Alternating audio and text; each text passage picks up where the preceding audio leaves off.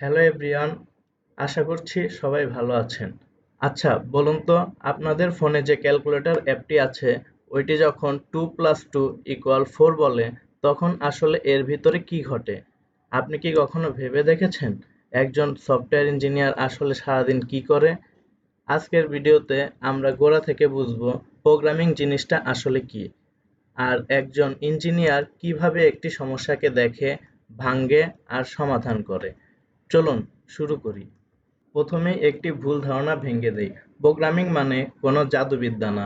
Programming হলো একটি সমস্যাকে এমনভাবে ধাপে ধাপে লিখে ফেলা যাতে একটা মেশিন সেটা ফলো করে সঠিক কাজ করতে পারে। একটি উদাহরণ দেই। ধরুন আপনি আপনার ছোট ভাইকে বললেন চা বানিয়ে আনো। ও জানে চা মানে কি, পানি ফুটাতে হয়, এসব ওর মাথায় অলরেডি আছে। কিন্তু কম্পিউটারকে এই একই কথা বললে ও কিছুই বুঝবে না। কম্পিউটারকে বলতে হবে একদম নির্দিষ্ট করে। প্রথমে পাত্রে 250 মিলি পানি নাও, তারপর চুলা জ্বালাও, তারপর পানি ফুটে ওঠা পর্যন্ত অপেক্ষা করো, দেন 2 চামচ চা পাতা দাও, তারপর 2 মিনিট রাখো, তারপর চুলা বন্ধ করো, তারপর আর দুধ চিনি মিশাও। এই ধাপে ধাপে একটি নির্দিষ্ট করে ইনস্ট্রাকশন দেওয়া, এটাই প্রোগ্রামিং এর মূল ভিত্তি। Practice, step by step instruction, এটাই প্রোগ্রামিং। এখন প্রশ্ন হলো, আমরা যে কোড লিখি সেটা কম্পিউটার কিভাবে বোঝে? কম্পিউটার আসলে শুধু বোঝে বিদ্যুৎ আছে 1 বা নাই, একে বলে বাইনারি। পুরো ব্যাপারটা একটা লেয়ার্ড সিস্টেম, একটি পিরামিডের মতো। সবার উপরে থাকে অ্যাপ্লিকেশন, যেমন ফেসবুক, ক্যালকুলেটর, যা আপনি সরাসরি ব্যবহার করেন।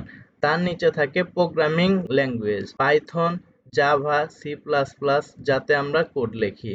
তার নিচে operating system, Windows, Android, Linux.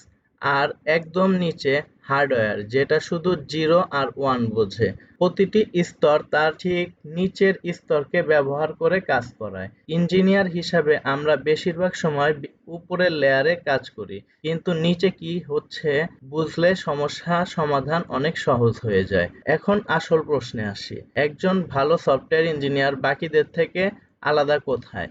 আসল পার্থক্য হলো তার চিন্তা আর করার পদ্ধতিতে। একে বলে কম্পিউটেশনাল থিঙ্কিং। এই 4টা স্তম্ভ আছে। প্রথমটি হলো ডিকম্পোজিশন, বড় সমস্যাকে ছোট ছোট অংশে ভাগ করা। ধরুন আপনাকে একটি ই-কমার্স ওয়েবসাইট বানাতে বলা হলো। শুনতে বিশাল লাগলেও একজন ইঞ্জিনিয়ার সাথে সাথে এটাকে ভেঙে ফেলে। Login, product listening, card, payment আলাদা আলাদা ছোট সমস্যা হিসাবে। দ্বিতীয়টা প্যাটার্ন রেকগনাইজেশন, একই ধরনের সমস্যা আগে দেখেছি কিনা সেটা খেয়াল করা, কার্ডে জিনিস যোগ করা আর উইশ লিস্ট এ যোগ করা। দুটোর লজিক প্রায় একই, একবার প্যাটার্ন চিনলে বারবার সেটা ব্যবহার করা যায়। তৃতীয়টা অ্যাবস্ট্রাকশন, অপ্রয়োজনীয় ডিটেলস বাদ দেওয়া। গাড়ি চালানোর সময় আপনি ইঞ্জিনের ভেতরের পার্ট নিয়ে ভাববেন না, শুধু স্টিয়ারিং নিয়ে ভাববেন। ইঞ্জিনিয়ারও তাই করে। আর চতুর্থটা অ্যালগরিদম ডিজাইন, সবগুলো ছোট সমাধানকে একটি নির্দিষ্ট যুক্তিক্রমে সাজানো, যেন সেটা ফলো করলে সঠিক ফলাফল আসে। এই পুরো প্রসেসটা বাস্তবে কেমন দেখতে তার একটি উদাহরণ দেই। ধরুন একটি প্রোগ্রাম বানাতে হবে যেটা একটি লিস্ট থেকে সবচেয়ে বড় সংখ্যা খুঁজে বের করবে। প্রথমে শুরু করি স্টার্ট, প্রথম সংখ্যাটা আমরা ধরে নেই এখন পর্যন্ত সবচেয়ে বড়, মানে লার্জেস্ট। এরপর পরের সংখ্যাটা দেখি, এটা যদি লার্জেস্ট থেকে বড় হয় তাহলে ইয়েস, লার্জেস্ট আপডেট করি, যদি না হয় নো স্কিপ করি। এভাবে লিস্টের বাকি সব সংখ্যার জন্য এই একই চেক বারবার করি, যতক্ষণ না লিস্টের শেষে যেটা লার্জেস্ট হিসাবে থেকে যায় সেটাই আমাদের উত্তর।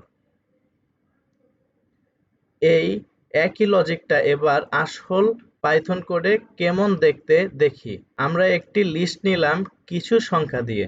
প্রথম সংখ্যাটাকে লার্জেস্ট ধরলাম, তারপর লিস্টের প্রতিটা সংখ্যার জন্য চেক করলাম, যদি লার্জেস্ট থেকে বড় হয় লার্জেস্ট আপডেট হবে, শেষে লার্জেস্ট প্রিন্ট করে দিলাম। দেখুন আউটপুট এসেছে 9, কারণ আমাদের লিস্টের সবচেয়ে বড় সংখ্যাটি ছিল 9। এই যে ম্যানুয়াল চিন্তাটাকে ধাপে ধাপে কোডে রূপান্তর করা, এটাই আসল প্রোগ্রামিং। একটা জিনিস মনে রাখা জরুরি, প্রোগ্রামিং এর একটি বিশাল অংশ হলো ভুল করা আর সেই ভুল খুঁজে বের করা। একে বলে ডিবাগিং। দেখি এই সার্কেলটা কেমন। প্রথমে কোড লেখা হয়, এরপর সেটা রান করা হয়, তারপর একটি বাগ বা ইরর পাওয়া যায়, তখন খুঁজতে হয় কারণ কি, কারণ পেলে ফিক্স করা হয়, আর তারপর আবার রান করা হয় নিশ্চিত হতে যে এবার ঠিক আছে কিনা। একজন নতুন প্রোগ্রামার ইরর দেখে ঘাবড়ে যায়, একজন অভিজ্ঞ ইঞ্জিনিয়ার সেটাকে দেখে একটি ধাঁধা হিসাবে। জুনিয়র আর সিনিয়র এর আসল পার্থক্য কোড লেখার স্পিড না, বরং সমস্যা খুঁজে বের করার দক্ষতা।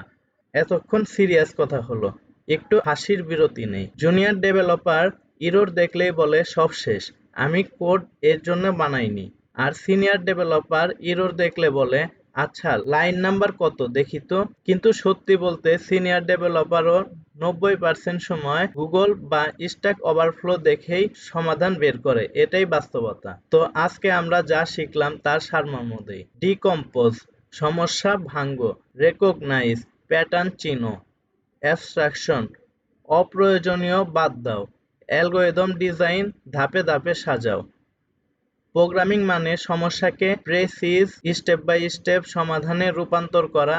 তাই যদি প্রোগ্রামিং শিখতে চান, প্রথমে কোনো ভাষার সিনট্যাক্স মুখস্থ করার দিকে না ছুটে প্রতিদিন ছোট ছোট সমস্যা ধাপে ধাপে ভাঙার অভ্যাস করুন। এই চিন্তার অভ্যাসটাই আপনাকে ভালো প্রোগ্রামার বানাবে। ভাষা তো পরে শিখে নেওয়া যাবে। ভিডিওটা ভালো লেগে থাকলে লাইক দিয়ে জানান, আর চ্যানেলটি সাবস্ক্রাইব করে রাখুন। কমেন্টে জানান পরবর্তী ভিডিও কোন টপিক নিয়ে জানতে চান। দেখা হবে পরের কোনো ভিডিওতে। ভালো থাকুন।